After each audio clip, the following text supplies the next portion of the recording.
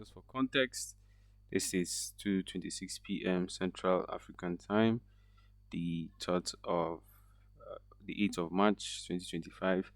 Testing this application for the bugs that were spotted. Bugs have been resolved. First, going to start with Power Automate. As you can see, it starts with the recurrence. We have the success count, the error count, and then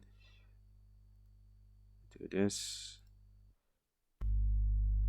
This is being passed on as a string, the CSV data itself.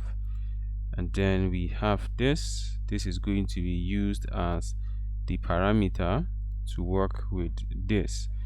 So as you can see, this output, as you can see here, new line is the one from here, and that's basically what we are using to make the split. And then the one you see here is meant to be associated with the first function you see here, which is skip. Now the reason why I'm skipping is because if you come to CSV string, you see that checkout, employee ID, these are all part of the data, so I have to skip them so that it doesn't get captured when we are populating our data. And then this split creates an array. The array will likely have an empty. This is just to cater to whether or not it has an empty data field. So this will now filter is not equal to, so for all, what basically this will do is that to get all the data points that is not equal to that is not equal to empty, which means that all that populated with data. And then we go into the apply for each.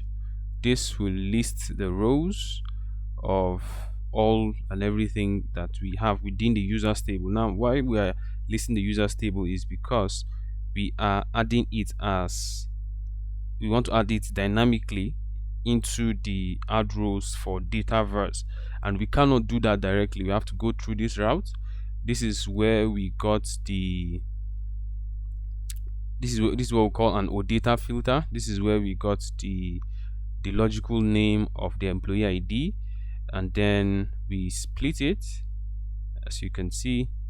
Now after splitting the item, we got the second item because we're talking about the array now. So this is the second item on the array, which is the employee ID. And then once we get that, we use it to filter. We get the compose. The compose gets us the very first array, which is captured from this record here.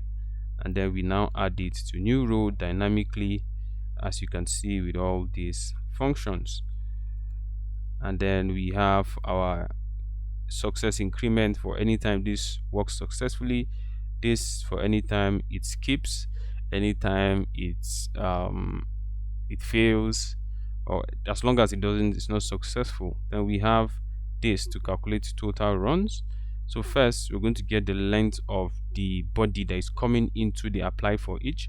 After we've gotten that, then we want to make sure that the length is what we're going to use here. So we're going to, as you can see, we're going to multiply.